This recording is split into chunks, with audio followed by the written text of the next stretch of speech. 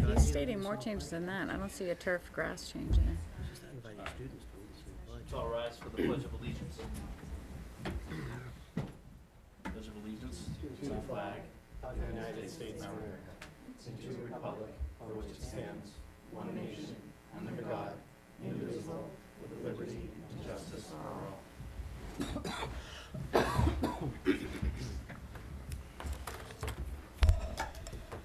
First, well, welcome everybody here to the meeting tonight. First item on the agenda is the minutes presented for approval for the regular meeting of February 10, 2015. Move to approve the minutes for the regular meeting on February 10th, 2015. Second. All those in favor? Aye. Aye, and it passes. I'm going to have, I'm going to discuss, if I could just add a discussionary item to the agenda. Arthur Bork, was it today Myra had presented this to us? No. Okay, of recent? So I had to wait for the next meeting. Okay, so there's an edit to the memorandum of understanding that he wants us to consider tonight to take a look at. I'll read his letter, and then we can discuss it if we have any questions or concerns. And if not, we could sign it tonight and finalize that. His letter reads, there are two edits to this document, to the MOU. The first is an amendment of the number of spectators in the stadium field bleachers. This change is made to reflect the actual number of seats following the final ruling by the plumbing board, and that will be received from the building inspector. The second change is the number of fields. This change is made to reflect the field numbers that have actually been assigned to the fields. Actually, let me just rerun. The second change is the change of field numbers. This change is made to reflect the field numbers that have actually been assigned to the fields. There is no change in field assignment or field availability, simply a change that reflects the field numbers. This change was made so the fields could be numbered in sequential order from the perspective of the school student parking lot. Both of these changes are administrative in nature. My concern is that if we do not make them during this process, they may lead to future misrepresentations by new members of the committees or staff personnel that are coordinating the fields. Any discussion on that? I just want to understand the first one a little bit more clearly. It's the number of seats in the stands. Is that? Yeah, I think this is the plumbing. I know there was the issue with the plumbing board. When they were considering for the fields, they had to have a certain number of seats to They removed to the top row. toilets. When they built the fields, the original spec had one more row, Okay. but to get down to what we could legally Plumbing. have with the plumbing.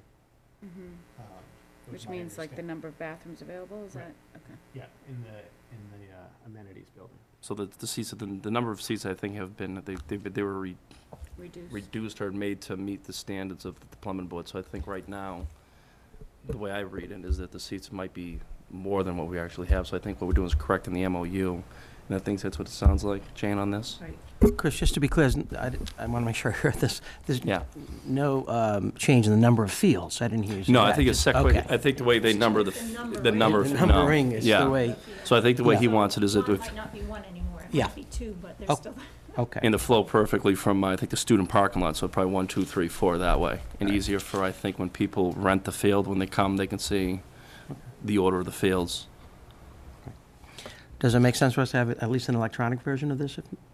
Yeah, we could from Arthur, absolutely, just certainly Moving could. forward, just to have it, Yeah, just in case we have questions, whatever. Okay. certainly All can. right, Dorothy? thank you. Yeah, I would like to make a motion to accept the changes to the MOU proposed by Mr. At the Bork. book. Second? All those in favor? Aye. Thank you. I'm going to just pass it around, and if we could sign the document, that would be great. Two agenda items we're going to move to the next meeting. One is the student advisor reports, and the second, the glimpse into the classroom. So those presentations will be put off to a further meeting. The next one is the school calendar for the 2015-2016 school year for discussion. And Jane, I got to just say the format to the new calendar is outstanding. Well, Really thank you. appreciate that format. Go ahead, Dorothy. I asked a very innocent question at the last meeting, Right. which engendered the changes, and Diane Borsetti, I think, did a phenomenal job of making a change in the format. So or at least my thanks to her. I'm sure everyone else's too. I totally agree. So the very simple question Dorothy asked at the last meeting was, can we do something about a key? And so in doing something about a key, it changed the whole format for better, we think.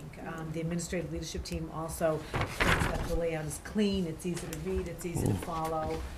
So that's one of the things that's new tonight. There's also, you had also asked at the last meeting for me to look into a couple of things regarding the calendar. The first was looking at the Wednesday PD days as they fall directly after a vacation. And I did look into this with Lori Kelly, who is our union president, and we found that the language around the professional development days basically says that they need to be on Wednesday, it doesn't say they need to be on the first Wednesday of the month. For the ease of the calendar, we put them on the first Wednesday of the month because our faculty meetings and everything else falls after that. So, but if you look at the January day, what we decided to do was instead of having that half day on January 6th, as soon as we come back from vacation, we pushed it off to the 13th. So the students will be coming back to school to 1 full week of school. And I believe Dorothy had also raised a question about the professional development day in September. And there's a couple of changes in September that I want to talk about, but the first one would be moving that half-day professional development day. That's an elementary day only, so that does not necessarily have to be a Wednesday. And we thought for the first full week of school, if we made that the Friday, backing up to Labor Day, that would make more sense. So the students at the elementary level would have a half day on the 4th, and the teachers would have a full day with professional development. So in talking about the key and having Diane look at the calendar a little bit more, it prompted more discussion for us at the administrative leadership team. One of the things that I wanted to check on when I left the meeting the last time was what did we do as a school system the last time that our the Labor Day weekend fell so late. And when I did a little bit of research on that, I actually was convinced that we had already started that last week in August no matter what. And then when I did a little bit of research on it, I found out the last time the Labor Day landed that late was in 2009. And in 2009, we actually bumped the start of school by 1 week. And so in talking at the administrative leadership team level, we talked about the pros and cons of this. And we decided to put forth this calendar today that reflects an opening of school for the teachers on August 31st with a start for the students on September 1st.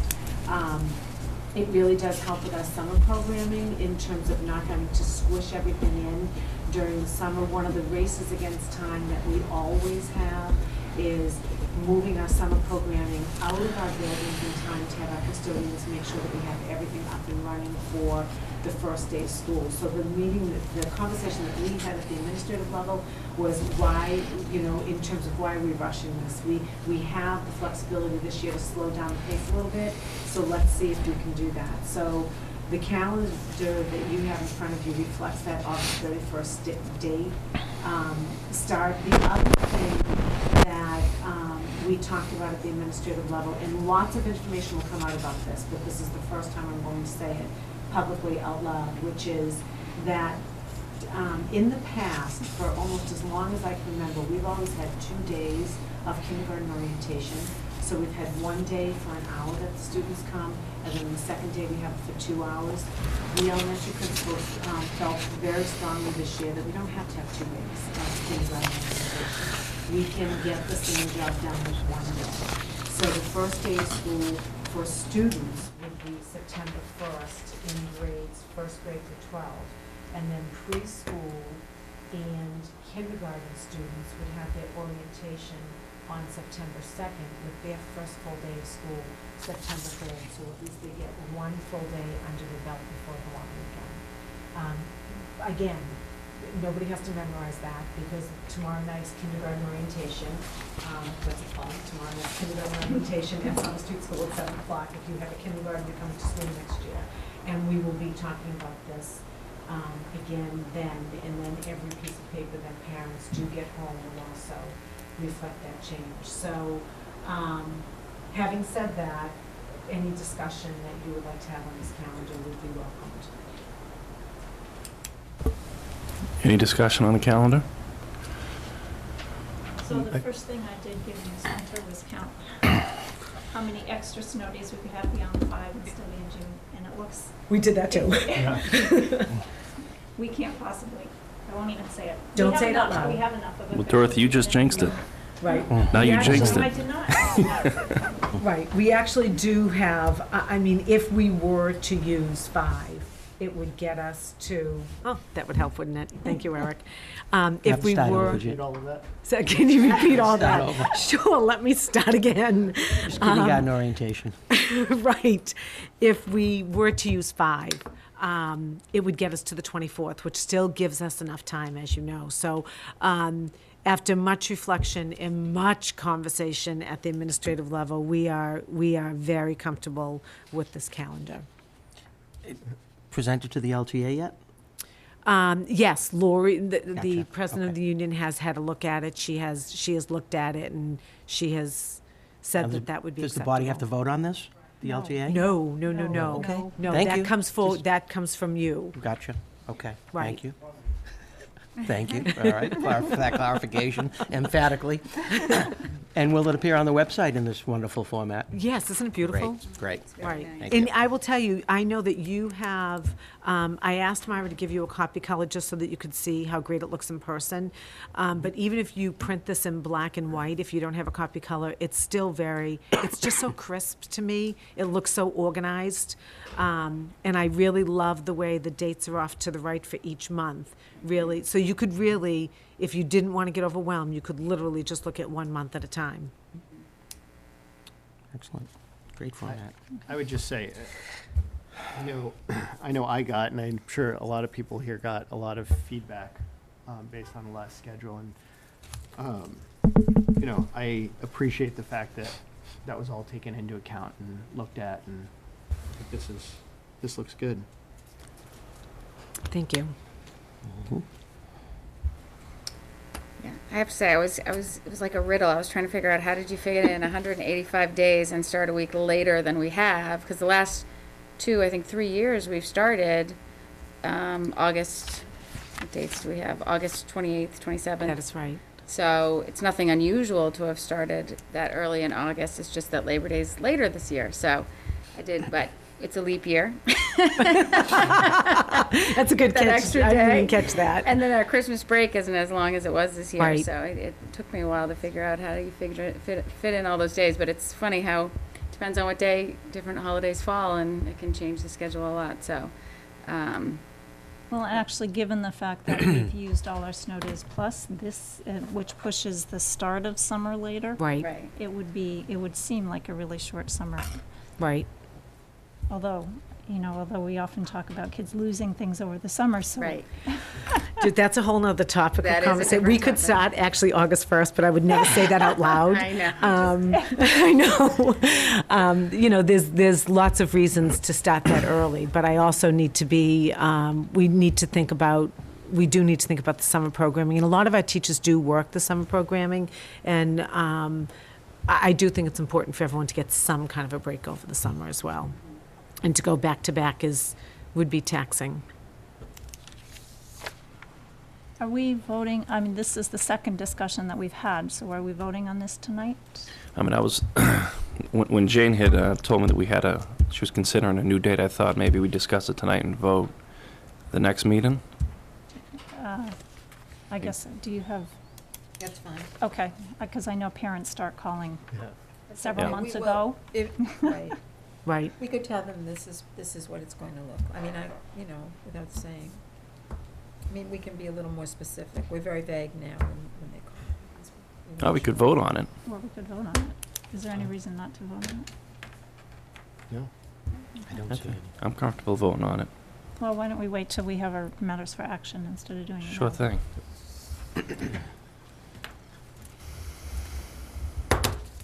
Excellent. We don't have it. Thank you.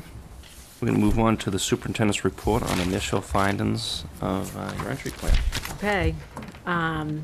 So you have the document on your Chromebooks.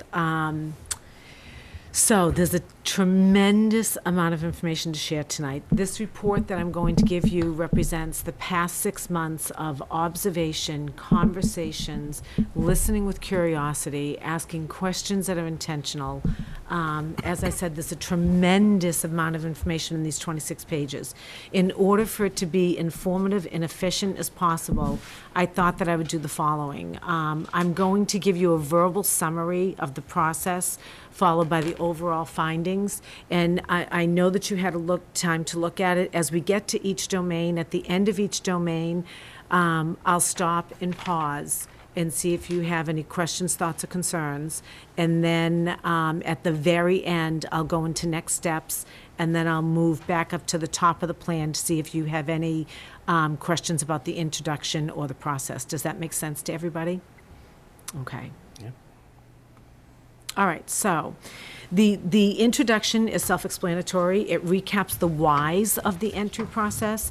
I put a live link in there underneath entry plan process in case you want to go back to the original entry plan document and timeline.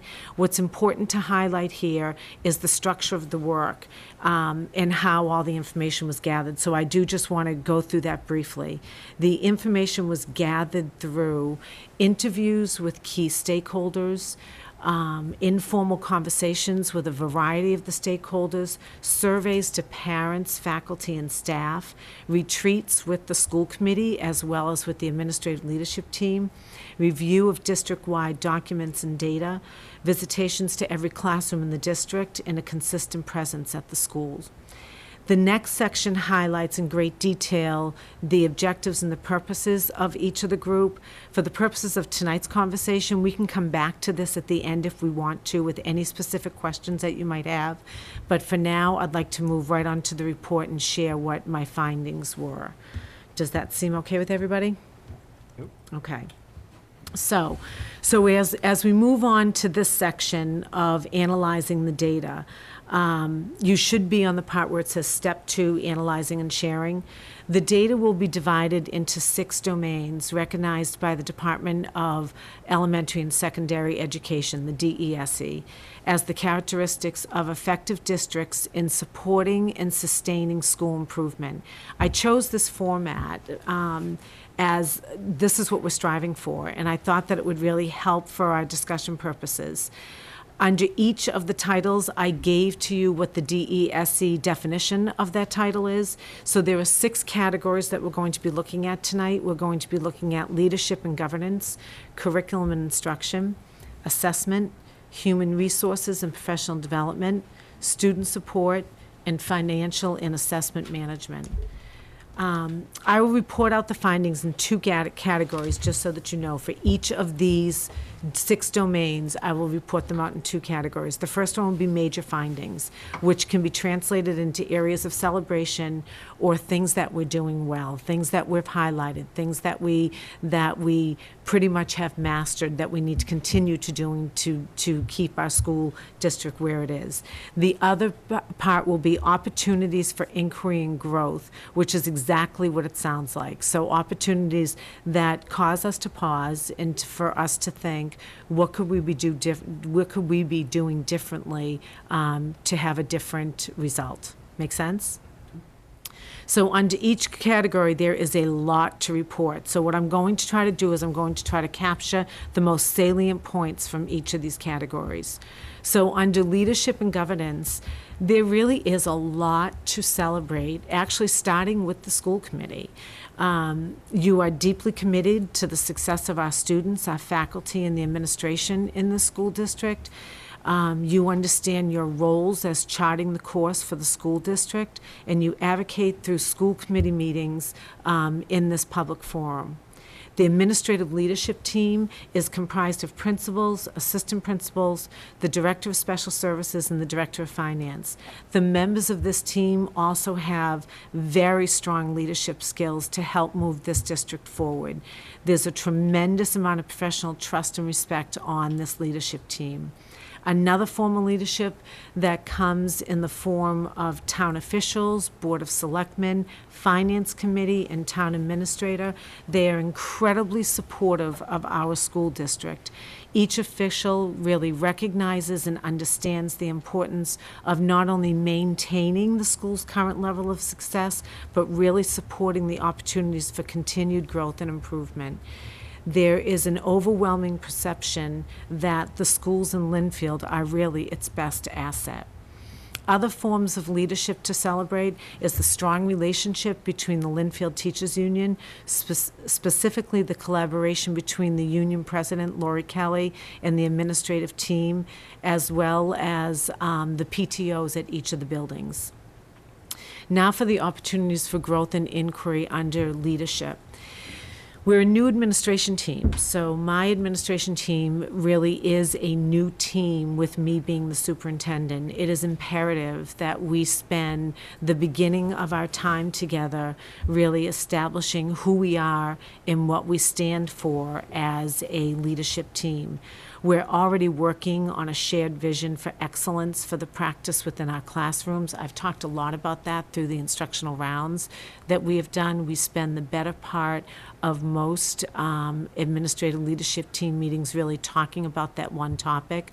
What does excellent look like in our classrooms, and making sure that we have that shared vision from our preschool all the way up to our grade 12.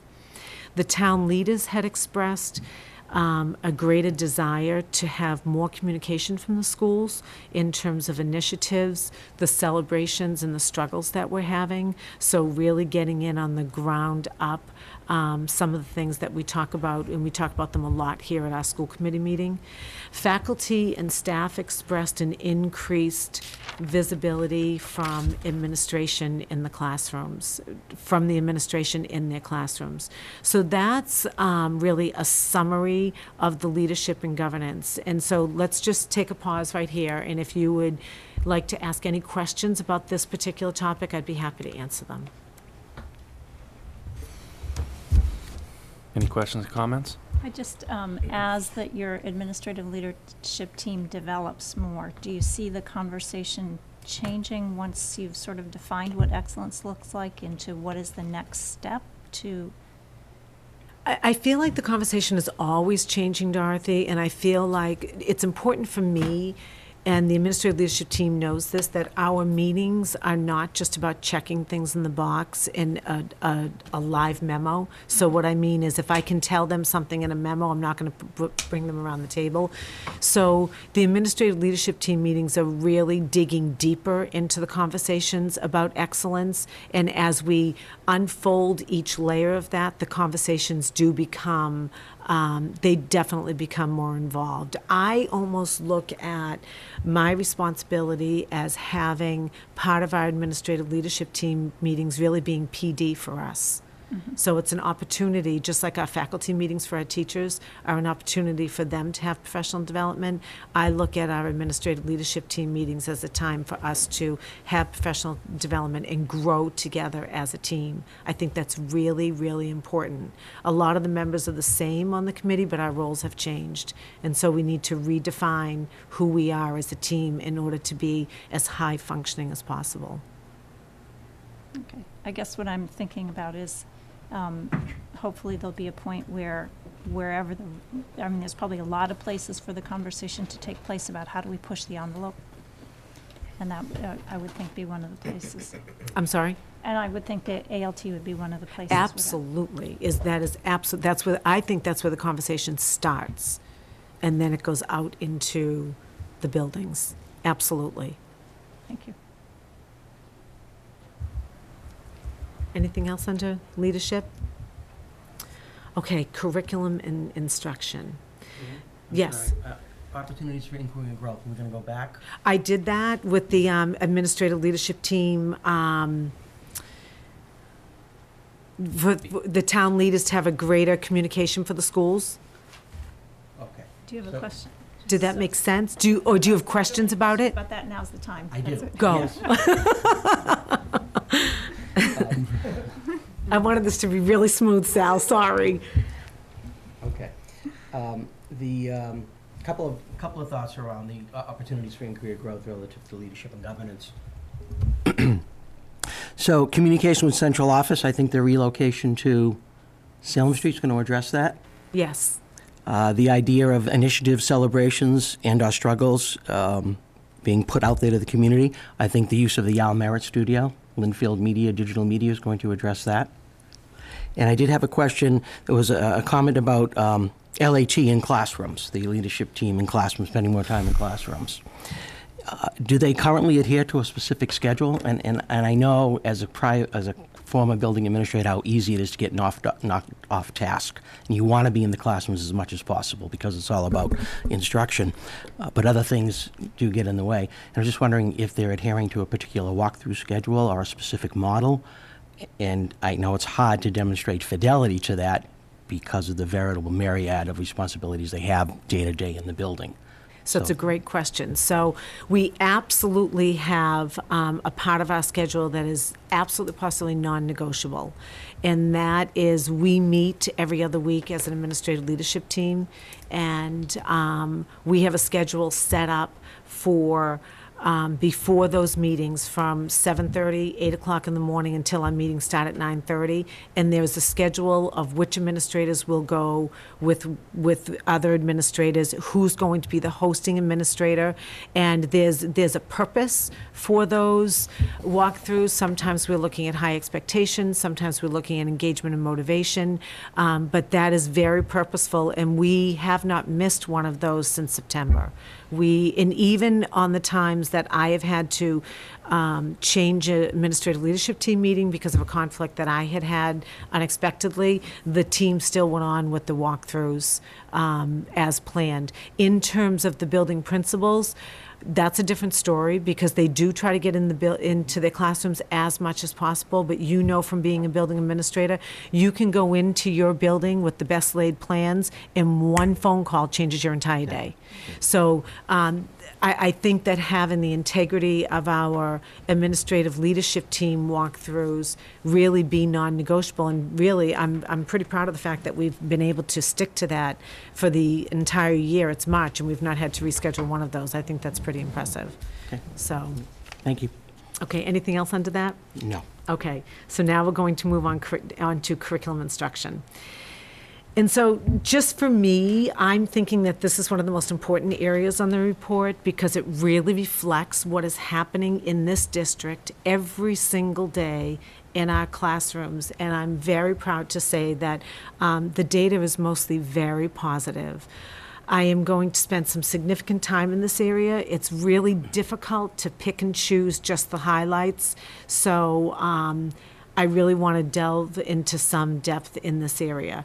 There's a very strong consensus that the majority of our teachers in this district are dedicated professionals committed to growing in their practice and ensuring students are successful in and out of the classroom.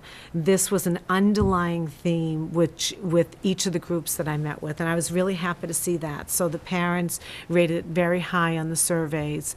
The different stakeholders from the town that I met with rated it very high. The professionals themselves, the teachers themselves were very clear that they're here for the right reasons. They're here, they're working here in Linfield to make a difference in the students that they're privileged to serve. So that was one of the first things that I wanted to celebrate. The newly adopted professional development model of scheduled release days to support teaching and learning has allowed for ongoing conversations and opportunities to build vertical articulation from preschool all the way to grade 12. So this is one more way for us to continue the conversation about what's going on in our classrooms. That conversation can never stop. That conversation has to happen whether we carve out time or not. That conversation is what's going to make our classrooms the best possible place for our students to be. And that prescribed time for our professional development days is one more day to have that conversation not stop. Our Linfield Curriculum Council, that is a group of professionals that is comprised of the administrators, the directors, the department heads, and we meet monthly, and that is also a platform for the conversation. I've reported out on that committee a couple of times this year, saying that our focus has been the DDMs, and as soon as we're done with that focus, we will jump right back into the meaty work of the curriculum and what we're actually doing in each of our domains and how it goes from kindergarten, preschool, all the way up to grade 12. The 21st century expectations and meaningful technology integration, they have been embedded into the fabric of the high school's curriculum, instructional and assessment practices, enhancing really the motivation and engagement of the students. And this has just been thrilling to see as I've gone through the district and been able to see students in all sorts of classes completely engaged and motivated through the use of technology. When I asked parents about communication, it was pretty clear they felt that the communication via email is really, that was the most effective and productive for them. They reported out that they really liked the blast emails that we're able to send through our ConnectEd. It was also articulated that don't bother with the notices, because they're not doing much for us in terms of the backpacks. They felt like it really was not a worthwhile practice. We reflected on this because I went through this with the administrative leadership team, and we did reflect on the notices and the backpacks. We send very, very little home. We might send home permission slips that need to be signed. If we send home notices, paper notices, it's more from other groups in town, Boy Scouts, that sort of thing, but very little notices go home from us as a school district. Faculty, staff, and administration are committed to a shared vision of excellence for student achievement and accountability based on the Massachusetts state frameworks. That was really evident to me in my conversations with the teachers when I've sat in on assessment meetings at the middle school, when I've had conversations with teachers about their practice. And that, again, is so important because it goes back to one of those core values of mine that I've always spoken about, which is that having that shared vision so we all understand where we're going and why we're getting there. And to hear the teachers saying that they're yearning for that, they want that direction, where are we all going together? I think that is really important. And again, the beneficiaries of that will definitely be the students in our classrooms. So as always, when we highlight the good, there's always room for improvement in everything that we do.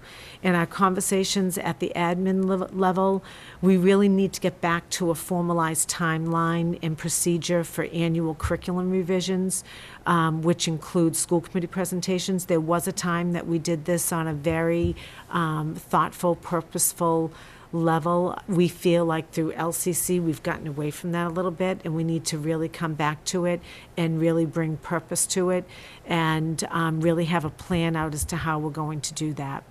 The data from the teachers and the parents showed that technology instruction at the lower level is inconsistent. And when I mean the lower level, I mean the elementary years. It's not embedded in any one content area. The specialty areas do not have a designated department head or curriculum leader, and they could really benefit from leadership and guidance in terms of vertical alignment, shared vision from K to 12, a shared philosophy from K to 12, and outcomes for student learnings. There's a perception from the parental community that we could provide more diverse educational opportunities for our students. Faculty and parent surveys commented on the need to look at a comprehensive health and wellness program as opposed to just a traditional physical education program. So really looking at the whole child and really starting at the elementary levels, talking about health and wellness and the importance of taking care of your body and what does your body feel like and all of those sorts of things. I thought it was interesting that that showed up on the parent survey as well as the faculty survey. While it was not overwhelming, some parents voiced a desire for more diverse offerings in foreign language. According to the parent surveys, more opportunities for differentiation of instruction and content area in math specifically, which I thought was very interesting. Need to dig a little bit deeper on that. Would be beneficial across all grade levels. I kept going back to it and looking at it and reading the comments, and it was clear that parents from elementary all the way up to high school were looking for more differentiation in the math concepts. Parents voiced a concern that there's a limited course selection when choosing courses at the high school. Our school improvement plans across the districts, so from our elementary all the way up to our high school, they really don't reflect a strong consistency of a shared vision or expectations. It would be hard for me to look at the school improvement plans and tie them all back to one specific goal. I would be able to tell you what the goal is at each level, but for me, they didn't come back to all speak to just one goal or a couple of common goals. The town leaders felt a need for greater transparency for our system-wide strategic plan for technology, K-12, over the next 3 to 5 years. And on the middle school teacher survey, it came up that the teachers were feeling a bit overwhelmed with the amount of new initiatives and the lack of time to effectively embrace them to improve their practice. And I think that, I don't think there's anyone sitting around this table that would not understand where that's coming from, right? This middle school's had so many changes over the past couple of years. They have had a lot brought in on them. I've talked with them about this. My vision is to slow down a little bit, and now that we've got some good things in place, let's take it from there. And this is the age-old question, the homework question, and it's fascinating to me that every time I talk to parents about this or I put this out there to parents, it always comes back as a mixed review. And so the mixed review for the parent community on homework it was very clear. Some of the parents felt that the homework expectations are far too demanding for students in middle school and high school, and others did not feel that there was enough rigor in the area of homework. And I would say that was probably a 50-50 split. So I thought it was important to note it here, but there was nothing absolutely conclusive with that. So underneath curriculum and instruction, is there anything that you would like to question or talk about? You're gonna, I was gonna let someone else go first. Now that I understand the process, You got it, Sal? so a couple of things. The Linfield Middle School new initiatives, feeling of Yes. not being able to get a handle on or being overwhelmed. So through the professional development, through our 3 hours each month, the feeling is that the new initiatives can't be incorporated into that PD and to the point where they are not overwhelmed. I don't think that's accurate. I think what has happened is that, so this survey was given in September, right? Yep. And I actually met with some members of the union earlier in the year after the survey. I think that they felt like so much was coming at them so quickly. And, I feel very strongly about, you can't do 5 things well, right? So you need to choose 1 or 2 things and you need to do it well. And just because of circumstances and the way things fell for them, they were trying to do 5 different things well. And they did it well.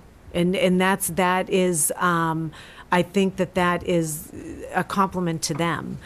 It has calmed down some because some of the work is already done.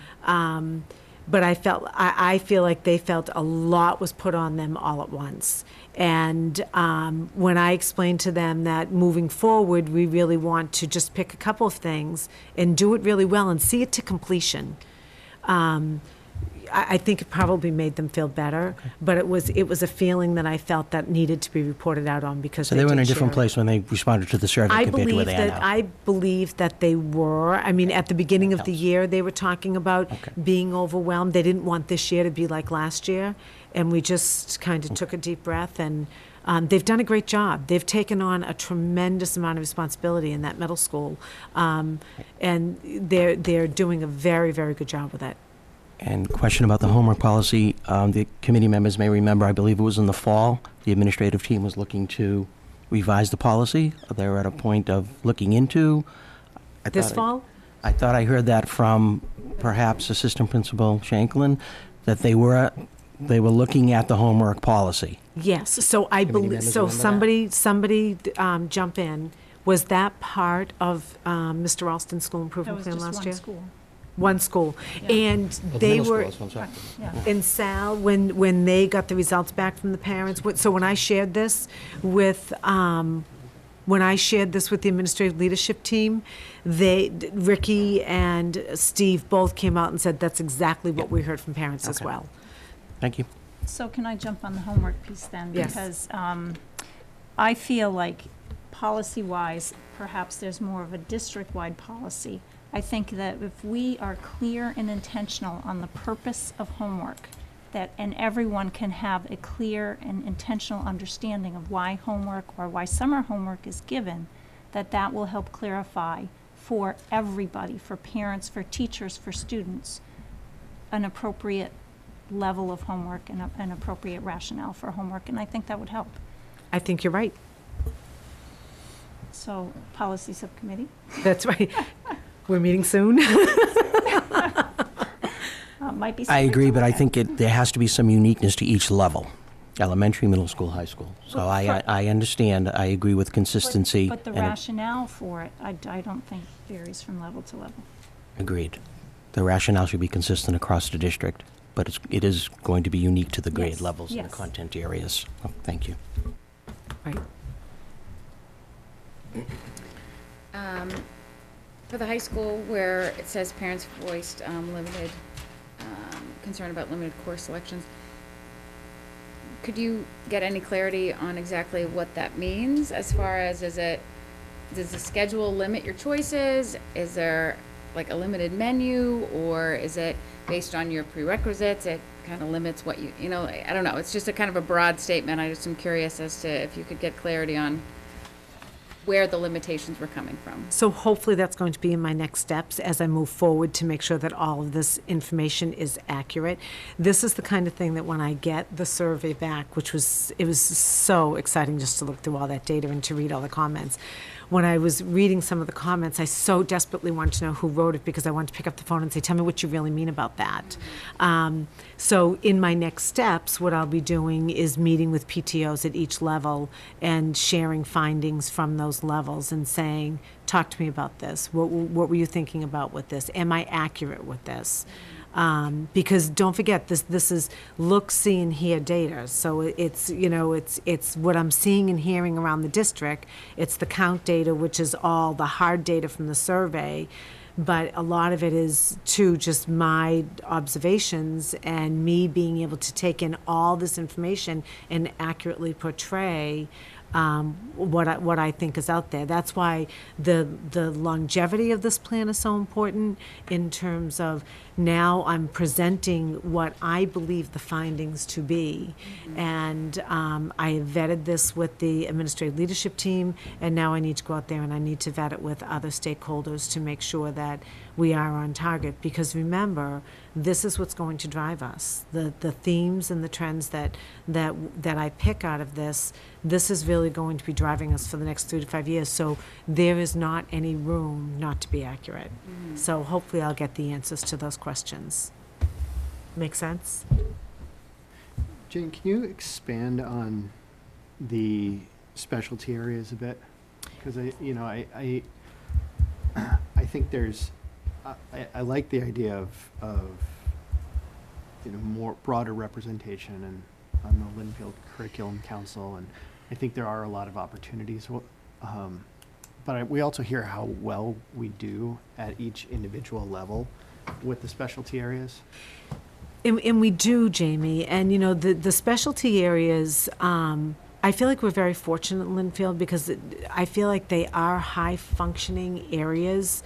But in terms of linking them all together, like all of our other areas, like you see when we do the glimpse in the classroom, you can see the links from, the kindergarten all the way through. And try as they may, the specialty areas don't have anyone to pull that all together for them. So, that's my job, right? And so that's something that I definitely will be working on. There are such wonderful things happening at each level in the specialty areas. I think about the rich music program that we have at the elementary level. I think about, the coffee houses that really depict at the high school some of the phenomenal talent that we have at the high school. Some of the art students that we have are winning awards across the country. They're working on special projects across the Commonwealth, I mean. So there are great things happening, but those teachers also deserve to have somebody sit down with them to link their vision. So to make sure that the philosophy is consistent from our elementary to our middle to our high school. I sat in on the music meeting. When was it, Myra? Was Wednesday the early release day? I sat in on the music meeting with all of the music specialists on Wednesday. There was great, rich conversation going on, but I know that there are some splinters in that, and that it would be helpful just to have a common vision and a common expectation, like we do for our other discipline areas. Does it impact participation in any of these as you go up within? I don't know. I think it could. I mean, it certainly could. I Right. think, yeah. For each of those specialty areas, there are curriculum frameworks. Right. Right. That, that you want to make sure you have that vertical articulation and that you maintain the richness that they start at one level into the next level. Yep. And I think, I think there may be something to be said in some areas for making richer programs that would allow for more participation. In terms of the framework, one of the things that our discipline teachers, that our content teachers have really benefited from, was being able to have those guided conversations with department heads and curriculum directors about the interpretation of those frameworks. Mm-hmm. So are we reading these frameworks and interpreting them the same way? Because if we're not, there goes our shared vision, right? So we have to make sure that when we read that standard, the teacher teaching art at the elementary level reads it and interprets it the same way as the teacher at the high school. And those are the conversations that are missing right now. But having them participate in our Linfield Curriculum Council, to some degree, I think will be helpful for those areas. So I just want to say that in this curriculum and instruction opportunities for inquiry and growth was the one that got me most excited. Because I think there's a lot here that we can dig into. I think there's work for the school committee in this area. And not that there's not in other areas, but I think particularly in this area. And I think this really is a place where we can push the envelope and be doing better and better things for the students in the district. Okay, ready to move on? Mm-hmm. All right, assessment.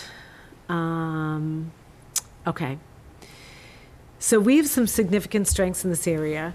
As a professional learning community, a whole professional learning community from preschool all the way to grade 12, I feel that we do a very good job at looking at the data from the state, such as the MCAS data, and also looking at the grade level data that's coming right out of our classrooms across the district.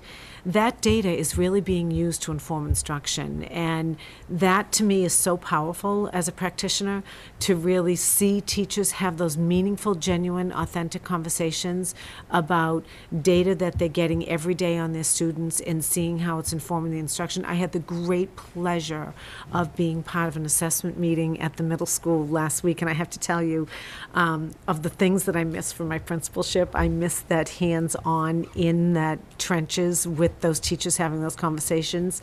And as luck would have it, it was a fifth grade team, so I knew a lot of the fourth grade kids, so I could jump right in with the conversation. But they're talking about the data that's coming right out of the classroom, and they're making informed decisions for the kids who are sitting in front of them in real time on that data. And again, the beneficiaries of that are the students who we're privileged to serve. The data is being used for conversation starters for students that are moving from level to level 2, which I'm finding really invigorating for our students. So our fourth grade teachers are using genuine data to talk about the kids that are going to fifth grade next year with the fifth grade teachers. And so follow this path with me. If we all have a shared vision about what it looks like to be excellent or what it looks like to be proficient, those conversations go a lot smoother, don't they? Because we're not talking about, well, what's the end product? We all have an understanding of what the end product is. They're also having formal meetings from grade 8 to grade 9. I know the math department just met. They're already meeting about students for next year, just starting to set that foundation and really start talking about students so that we get it right, because our kids don't get a second chance at this, so they deserve for us to get it right. And so those meaningful conversations are happening and around the data, and I think that it's super important. So I didn't find that there were any big surprises under opportunities for inquiry and growth, starting with the SAT scores showing an overall downward trend over the past several years. That is not a surprise. That's not the first time that's been brought to this table, nor is it a surprise that our Linfield Middle School is level 2. While there is some growth in their MCAS scores, there still is concern from the stakeholders that we are a level 2 school. Having said the fact that there's no surprises, that doesn't mean that, well, it's no surprises, we know this is what it is. It will definitely spur some kind of an action plan based on this data. There is also a strong desire to increase participation rates in the PSAT, allowing for more genuine analysis of the data. Again, there are no big surprises there. Genuine and authentic assessment practices have not been identified and implemented at the preschool level as of yet. So in our whole school system, that's the place where this has not been implemented yet. Again, I firmly believe that once we get that preschool into one of our elementary schools, and that is the culture, it is the way we do business, this is practice as usual, this is how we operate, that will become a genuine and authentic practice. They will have more leadership from the curriculum directors and from the resources that are in those buildings. So before we move on to human resources and professional development, I'd be happy to talk about anything under assessment. Any comments? Just a quick question about preschool assessment. Do you see, maybe it's too early to know, but when they're in the elementary school, would their assessments mirror what's done in the elementary school, or would they be That's good. less because they're only preschool kids? Right, so we would be looking at different things. I mean, we certainly would be looking at academic readiness, but we'll also be looking hugely at the social emotional piece of it, right? So how are our students getting along? How are our students working with each other? That sort of thing. But there definitely would be an academic readiness component to it as well. But so I'm just envisioning, as an early childhood educator, probably what would happen is the beginning of the year would be about adjusting to the school's social emotional readiness, and then as we hit that mid-year point, then we start looking at academic readiness. And the academic readiness looks very different than it does in kindergarten, right? So the academic readiness may be just, am I ready to come to the table? to pick up a crayon? Am I ready to come to the table and listen to a story? So, but there'll be the leaders in that building who will be able to lead those conversations, and you know, professional early childhood educators that can help lead those conversations. You're welcome. Just a quick comment on what a terrific attainment it is for our 3 out of 4 schools to be level 1 MCAS and to have maintained that status. It's not that easy. And with the middle school not far behind, and with an action plan being thought about and put in. And I think there. they're already making great strides, Sal. I think the data shows that. I believe it's just a matter of time. Yes. I'm excited about this year and to see how they do. But I do believe it's just a matter of time because they have some very solid practices, instructional practices as well as assessment practices in place. We, as is the rest of the state, I know, are in a little bit of a no man's land for where the future of standardized testing is going to be. Do you feel like we're ready to make a jump if we're required to go to a different set of testing? So if we were to move from MCAS to PARC, Yep. we will absolutely be able to do that. We will be able to do that, especially with our technology. If you remember last year, Summer Street School piloted PARC, as did the middle school. I think as did the high school? Yeah. Okay. I I'm think not it did. 100% sure. Yeah, I don't think so. But, you know, Mr. Ralston was the one who led that at the middle school, and it went off without a hitch. So, I mean, you know, I'm sure we'll have some growing pains, but I'm not looking at it as this will be impossible to handle. Anything else under that area? Okay, so let's move on to human resources and professional development. Under human resources and professional development, the major findings were, again, not a lot of surprises, which is really good. The implementation of professional development committees at all levels. So every one of our buildings now have a professional development committee. And that committee is responsible for planning and assessing the professional development days. So they work to plan what the day is going to look like for their teachers. This has led to really meaningful and purposeful opportunities for teachers to strengthen their practice. And it also has really led to develop teacher leaders, because a lot of times the teachers are taking the lead and doing workshops for teachers within their own building. The district, I think we do an exceptional job of recruiting and hiring highly qualified and effective teachers. And the other side of that is, if teachers are not meeting expectations for excellent teaching, we have a thoughtful and intentional plan to support their continuous growth.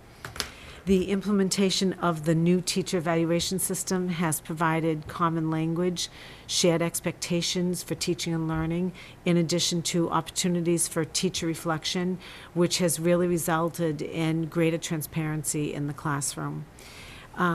We've made some changes to our mentoring program this year, which we feel have been hugely beneficial. I feel like the participation from our new teachers has been more meaningful and authentic. We have professional status teachers who work with our new teachers as mentors. They are now going to monthly meetings, which are more frequent than what we've had before, and a lot of the conversations are generated from what's happening in the trenches in their daily practices. And Scott McKenzie, Lydia, say it, Myra, go ahead. I'm sorry, Gerard, Lydia, and Mike Boulay run that program at the high school, and they do a phenomenal job with it. And under professional development, special education professional development is consistently being offered to general education teachers. So this really allows them to embed best practices into their daily teaching, supporting special education initiatives that have proven to be successful for all students. And this is really important, because what ends up happening is the teaching that's going on in the classrooms and the best practices that are happening in the classrooms. It's not these kids are getting some and these kids are getting some. Because very often what we find out is that best practices that we use for some of our special education practice students are best practices, and they work well for all of our students. So Kara Morrow has done a nice job on our professional development days, working with the administration to provide some professional development that the teachers can rotate in and out of, so that all of the teachers will get the special education best practices, and it has been a great hit with the teachers. They have really enjoyed it. So, because it's changed their practice, which has made their classrooms run more smoothly. So, under opportunities for inquiry and growth, we need to continue to explore opportunities to bring all of our teachers together across the district. So we have our professional development time. We have staggered stops, as you know, because we all get out at different times. So as administrators, we're really talking about how can we find more time, or how can we use our time in a better way so that we can bring all of our teachers together. It was right before the winter holiday in December, the middle school and the high school did a professional development program together at the middle school, and it was all teacher leaders, and the teachers got to rotate and choose. They actually had a menu that they got to choose from based on topic. And so it was the middle school teachers collaborating with the high school teachers, and it was phenomenal. And so we're looking to find more opportunities to do that. As an administrative team, we need to establish protocols for the hiring and the interview process. We do a great job at hiring and retaining teachers, but again, under the vein of we need to be on the same page and make sure that we have similar protocols. We're talking about that at the administrative level. Things like, do you have a teacher teach a lesson if you're going to hire them? Do you do one interview? Do you do two interviews? Do you have a committee of 2? Do you have a committee of 12? So we're talking about the consistency of that. So underneath human resources and professional development, questions, thoughts, concerns? Question? Thank you. With regard to our non-professional status teachers, so within their first 3 years, what is their responsibility, or in fact the district's responsibility, with regard to the RBT course parameters of the skillful teacher? So, Myra, where are we with that? We haven't had enough people signing Right. up over the last several years, and we have not really been doing it. Yeah, we've not sent the teachers. A lot of them go on them, sometimes we send them independently, and I think we do some of the same kinds of things through the mentor program. So I would say that, exactly, through the mentor program, but also through the teams that the teachers are on. The teachers don't teach in isolation anymore at all, so they are very much on a team, and the members of their team will help them through those steps. Okay, so currently not a requirement for a teacher to earn professional status in terms of participation in that? No, it is not, right, Okay. I know we had some discussion on that before. Thank you. okay. Just the professional development committee, can I assume that there's some overlap or some coordination with the curriculum council on that? Oh, yes. So in terms of conversations that are happening, and also, I know for a fact that a lot of the members that are on LCC are on the professional development committee. So the conversations are taking place. Yes, without a doubt. Again, you can't do that in isolation. You can't have LCC and PDD and never do the two worlds mix. I know.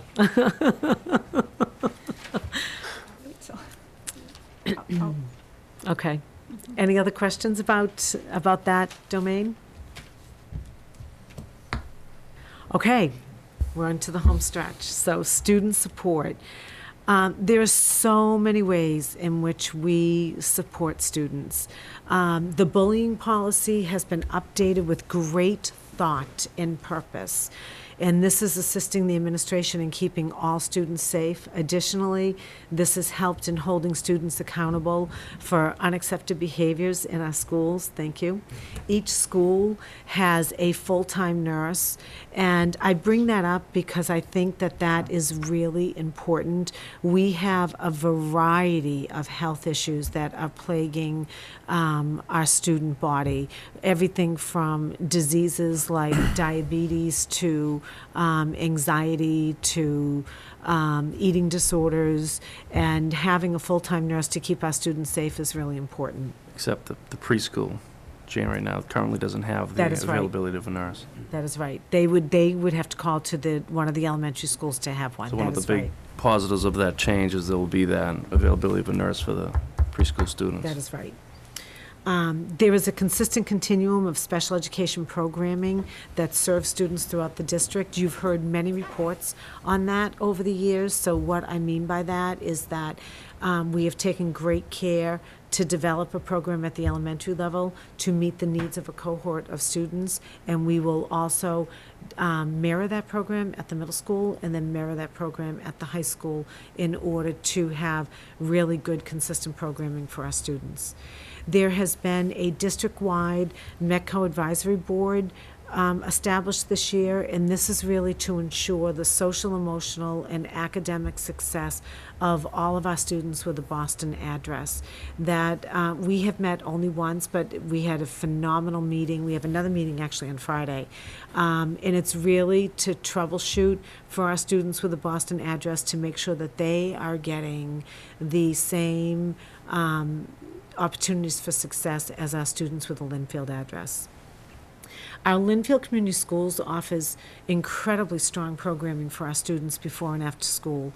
And additionally, the director, Michael Ann Herrick, works incredibly closely with the building administration to ensure that we have top quality services for our students.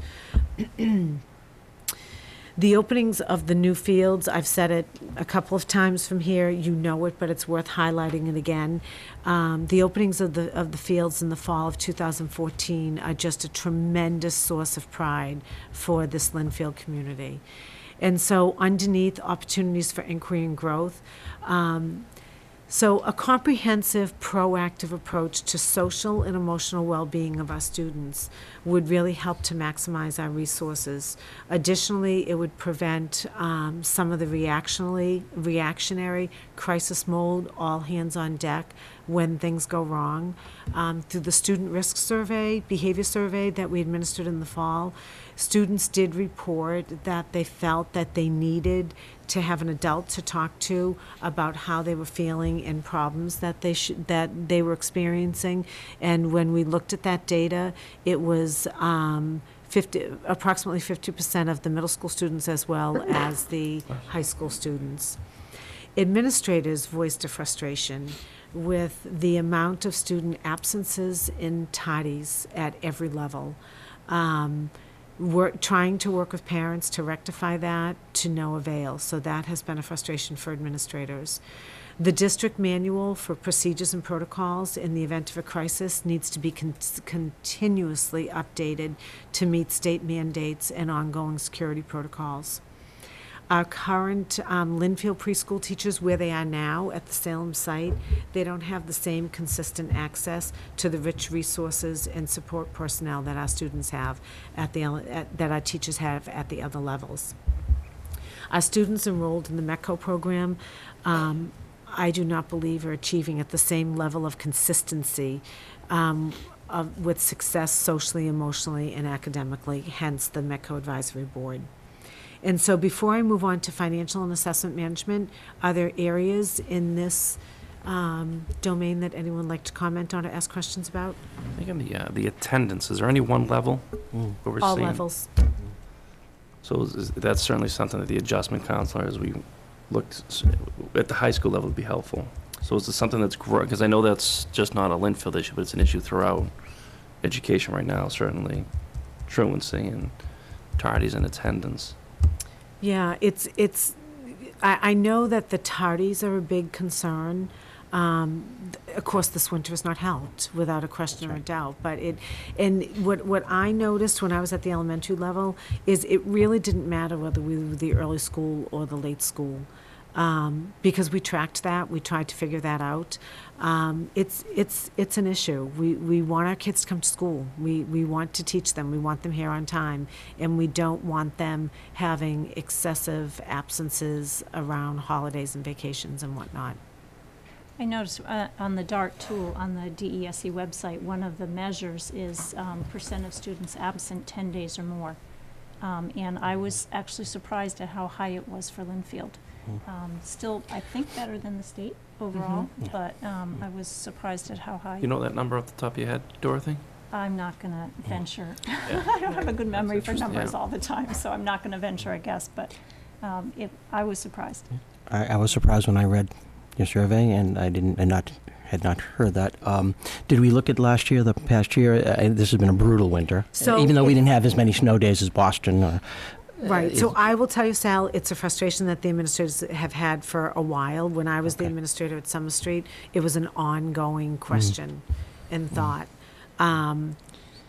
It's, we want to teach the kids. Right. We and want them here. What's a bit ironic about this is we're at level 1. Right. With grades 3 to 12 in 3 of our schools, and you don't get there without good, timely attendance, consistent attendance, and it's because I think our standards are so high in terms of what we're looking at as significant in terms of tardy or absence. And I know we want to be more proactive than reactive, but are we at a point where we're revisiting policy and procedure or in the handbooks around attendance requirements, and do they need to be more stringent? Or do we need to get through this year because it's been a tough winter and look at next year before we go down that road of tightening up the requirements? So even in terms of tightening them up, though, it's about getting there still, right? And so even when conversations have taken place, there's not always follow through. And so from the administrator's standpoint, it's really about everybody doing your job, right? So your job is to get here on time. Your job is to show up and show up ready. And, especially at the elementary level, it's about getting there and getting there on time, because when kids come in hurried and disheveled, it doesn't think about that for yourself. I mean, all of us as adults, when you're rushing into a meeting last minute, you're not as productive in the first 5 minutes of the meeting that you could be.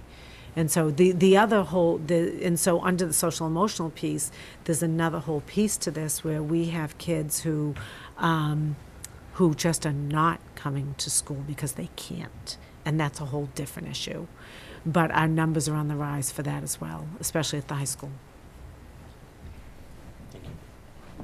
Go ahead. The Youth Risk Behavior Survey will be repeated, is that every year or every other year? I believe it's every other year, but That's do what I not thought. hold me to that, but Yeah, I think it's every other think you're year. right.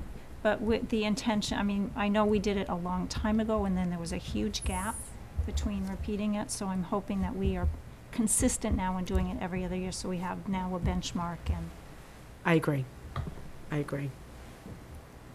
Jane, the college application process. Oh, I should have highlighted that, right. Do you want to read Right, it? Or do you so I can do that, right. And so underneath opportunities for inquiry and growth, the parents who responded expressed a concern about the college application process and the support that they've received from the guidance department at Linfield High School, in terms of they highlighted the need to broaden the college searches and expose their children to a greater variety of schools based on their individual strengths. They would like more tailored support for the college process, their child's needs, and encouraging them to take risks and to push themselves a little bit more. So that was the survey that was done in the fall, correct? That is the survey that I did in the fall of the parents. So as you have observed the process over the course of this year, is that consistent with what you're finding? Is that mostly incoming seniors, incoming juniors? I mean, Can you I don't- dig down a little bit Yeah, on that one? I don't know if I can answer that right now, because this really just came to me on paper. So I've been attending every guidance night, evening. And, I mean, parents that are coming through the door, they seem very happy and very content, yet the data that came out on the survey was different. And so that's one of those things where I need to explore that a little bit more and figure out what that means and why that was written and how can we change that if that is a true data point. Make sense? Yep. Good? Okay. So the last area, financial assessment and management. So out of all the domains, I think that this financial and assessment management seems to be the one that is the most straightforward. Administration is committed to maximizing current resources as part of the day-to-day budgetary demands in a very transparent manner. Grants are effectively monitored in order to continue to meet the fiscal needs of the district. Regular monthly analysis of expenditures continues through a subcommittee on the leadership team. This process ensures appropriate allocations of resources and funds district-wide. Monthly budget reports are generated and discussed at the building level, and in addition, quarterly reports are presented to the school committee in a public meeting. The district is in compliance with all state and federal regulations as audits are completed in a timely manner. The Lynnfield School District continues to remain well under the state average in pure pupil expenditures. The perception from town officials and parents is that Lynnfield education is a great value. The Director of Finance has been a stable force for the past 8 years. He's highly regarded by the school committee, administrators, Board of Selectmen, and Finance Committee. The district budget process is completed with participation from all stakeholders representing needs from each level. For the most part, hold on one second. Okay, so under inquiry and growth, for the most part, parents were content with the level of security and safety in our schools, but there was some concern about whether we're doing everything that we possibly could be doing to be keeping our kids safe, and there were some questions regarding the thoroughness of our security system. Continued funding for district-wide technology is needed. There is a need for greater financial transparency related to the capital planning and projects, and there is a need for greater collaboration between the Lynnfield Police Department and the Lynnfield Fire Department around our safety planning and protocols.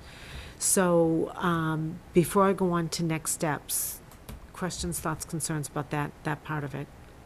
I think this is right. I think Jane, you said this is right. This is one part of the presentation that I really appreciate from my 3 years on the school committee is maximizing the resources and working with the school committee really to go through the budget and not looking for that additional spend for the community. I think I looked over the last 3 years, we had 0.25% on average new growth each year going to the community asking for new growth, but looking and reallocating the resources within our budget and seeing the results and continue maintaining and seeing that continuous improvement. So I think and Gary has been a big part of that, and the Director of Finance, and great team here. So I think that's pretty impressive. Do you have any more information, or can you expand on the need for financial transparency for capital planning and projects? So- Since it's mostly been technology. Right, so I would say that mostly came from town leaders in terms of making sure that they understand what our capital needs are and understanding what our planning process is for our capital needs and any projects that we have going on. Just making sure that we're not just putting it out there without some kind of explanation or understanding of the need as to why. Does that make sense? It does. I thought we did that, but Well, but I'm guess just, we I'm need just to do reporting the better. facts, Dorothy. okay. And I do agree with Dorothy on that. I think we certainly do that, and we put together a capital plan, work with the Finance Committee and the town leaders to really explain and what we're doing with those resources and the need. And I think just look at this year. We've had a several months talking about the capital needs with the Finance Committee and the Board of Selectmen especially. Any other comments? All right, so next steps. So the next step in the process is to go back to the stakeholders to ensure that I really captured their thoughts accurately. I will work with the administrative leadership team to identify trends and themes, and then we will work on turning those into hopefully what will be our long-range plan, what we're going to be working on for the next 3 to 5 years. So, at this point, in terms of anything else in this plan, are there questions? Are there thoughts? Is there anything else that needs clarification? I would, go ahead, Go ahead. Jane. No, go ahead. I would just ask that through the process of creating the long-range plan, that you very much keep us in the loop as the body who does sort of take charge of the goals for the district. Having seen times when administration maybe owned too much of it and the school committee didn't in the end have the buy-in that they could have had they been informed all along, that we be very much in the loop of, as you're going through creating the long-range plan. And I would say not only in the loop, but involved when appropriate. So if Yep. there are meetings where you're talking about this with parents and at different schools and PTO meetings, certainly I would like to be involved whenever I can, and I can't speak for everyone else, but certainly knowing about that and knowing where those opportunities are. I can certainly keep you in the loop. Jane, just a general comment about the process. The data collection was outstanding, I mean, I don't think there was a commission, a board, or committee you didn't talk to or interview or survey. No demographic groups were left out. Your document review was extensive. And then like a good educational researcher, you triangulated your data and you looked for emerging themes and converging points. So, and I think the way it's an integral part of your entry plan, it's kind of a roadmap and a blueprint for your tenure with us. But it's like peeling the layers of an onion. So you might need about 10 years to address it. There's a lot to address here. There's a lot. It really is. But I think, for you to say 3 to 5 years, I think that's very accurate. So it was a Thank great you. job. Thank you for sharing this. And I also think in reading the document, which is very thorough, thank you, a lot of themes came up that we've been talking about for a few years now. So I think it's a great mix of things that are kind of already headed in the right direction, as well as, some other items in there that, kind of little things here and there to tweak and to explore a little further for, a deeper kind of understanding of some issues and such. So, hopefully some work has gotten everything on the right track to be started, to get started on. But it's great. I mean, it's a lot of information, so Thank you. and a lot of time on it, obviously. Do we have a timeline for next steps and when final recommendations will be made in terms of that 3 to 5 year plan? Yes, so let me just go back to, that is all outlined on the entry plan, and I don't want to misspeak.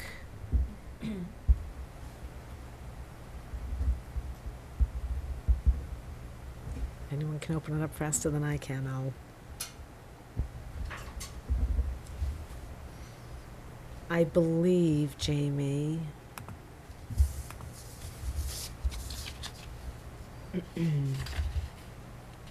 Okay.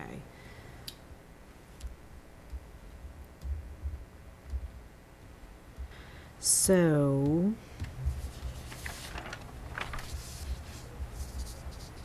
step 2, which is analyzing and sharing, is January through April. And then step 3 is planning, which is April through June. And then step 4 is implementation, which is July. So I will be working on this with the, going back and talking to the stakeholders and working on it with the administrative leadership team, giving updates periodically to the school committee. And then hopefully by July, we would be able to say this is what our plan looks like. And then our school improvement plans can be born from that.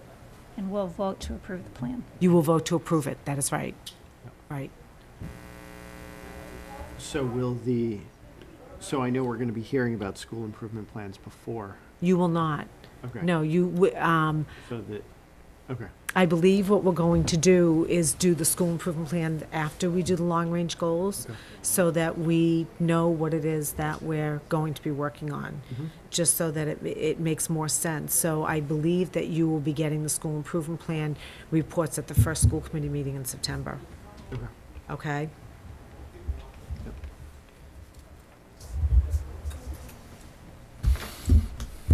Any other comments? Thank you, this was a great piece of data.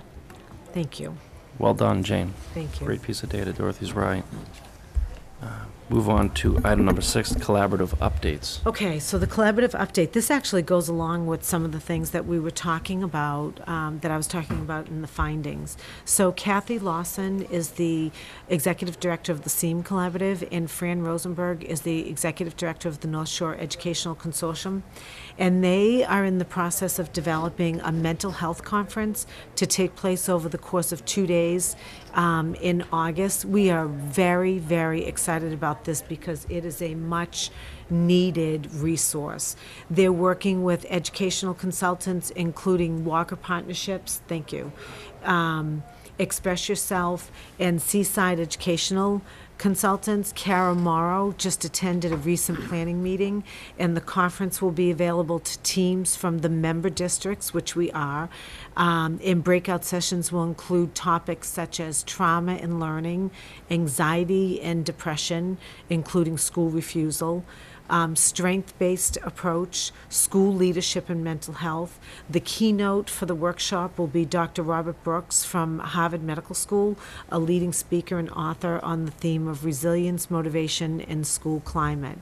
And it is anticipated that we will send a team of educators and therapists as well as administrators. So we are really excited about that opportunity.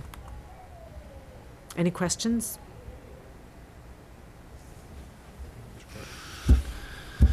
No questions or comments, Jim. You can move right on to your superintendent's report. Okay, so just a couple things on the superintendent's report tonight.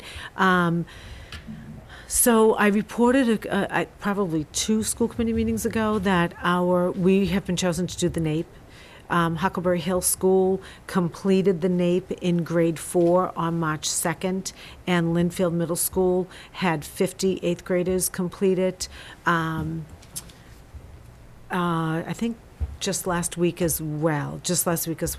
And both principals, Mr. Bemis and Mr. Alston, report that it was absolutely positively uneventful.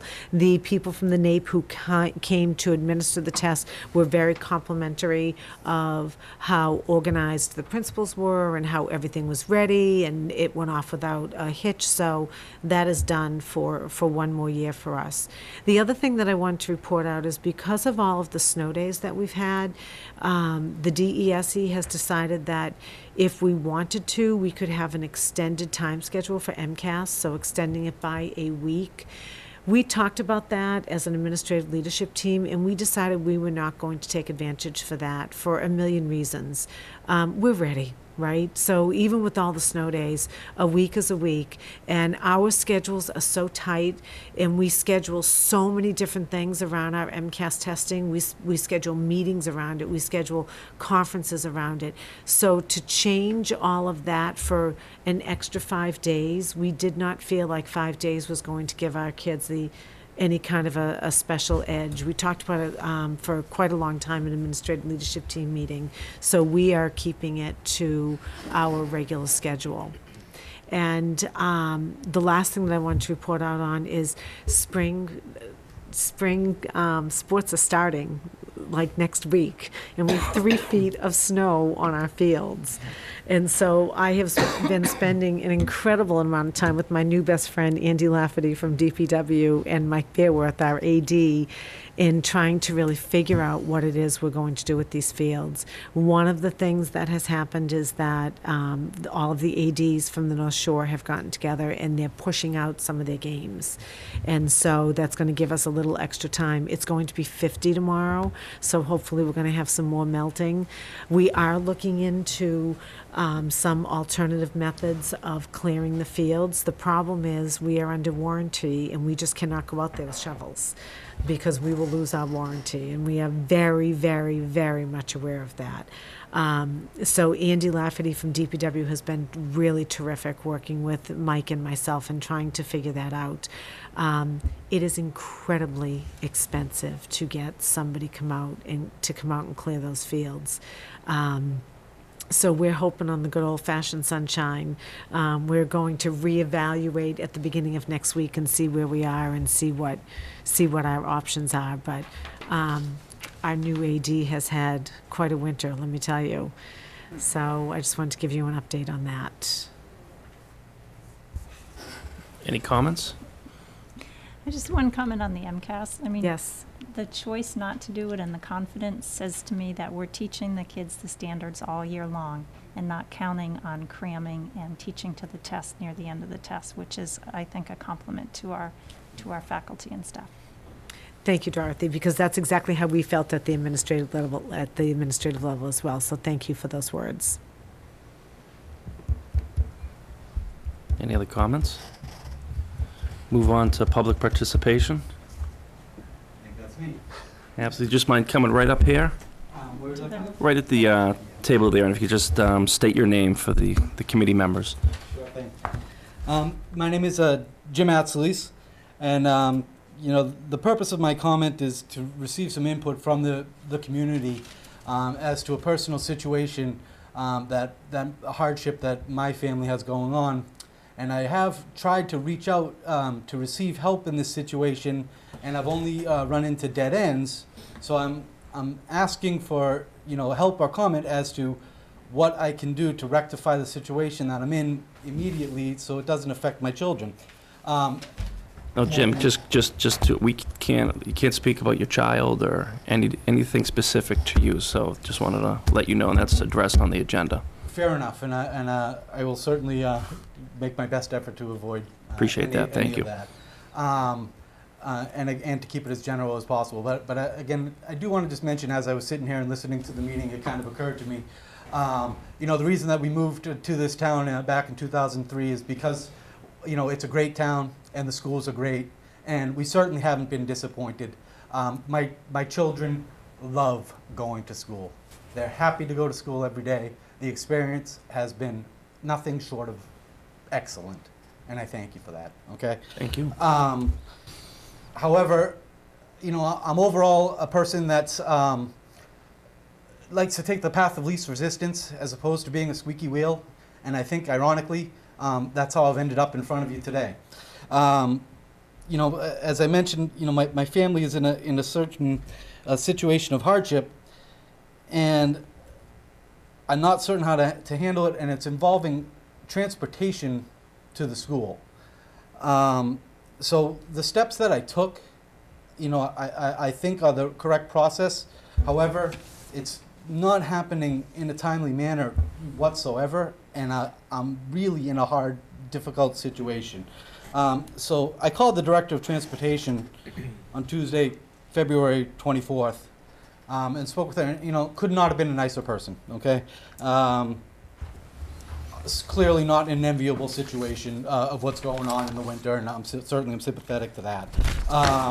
But that was Tuesday, February 24th, and clearly didn't exactly want to hear specifics on my situation, but it was more, there's 40 other people in the same exact situation. I'm getting phone calls like this all the time, that's it, it's black and white, and it's not a black and white situation. So I asked what the next step would be, which was, the next step was to call the superintendent, or to speak with the superintendent, and, as luck would have it, she said, I am actually the receptionist for the superintendent, I'll have her call you. Again, that was February 24th. Unfortunately, I never received a response. On Thursday, March 5th, I had a meeting with the school principal regarding the same situation.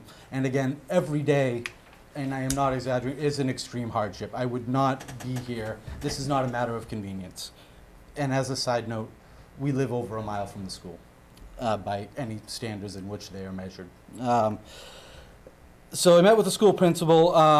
The principal assured me he would speak with the superintendent and that we would be called back by one of them. We also did receive no response. On Monday, March 9th, we saw the principal again, and he confirmed that on that day we would receive a phone call regarding our situation, just so we could, air what our situation is. And we still didn't receive a phone call, and now I found myself here tonight. Like, what do I do to fix this situation? Like I said, within the four walls of the school, great. Transportation shouldn't be an issue, and as far as I'm concerned, there's no real reason for me to be here in that I live over a mile away from the school. But when I originally brought this up, I was told that I no longer fall within the proper distance, and I would have to pay an extra couple $100 to have bus service, but go to the nearest bus stop, which I did. Again, taking kind of the path of least resistance, even though it was much more work for us overall. That bus stop is approximately half a mile away from our house, which are now completely unplowed sidewalks.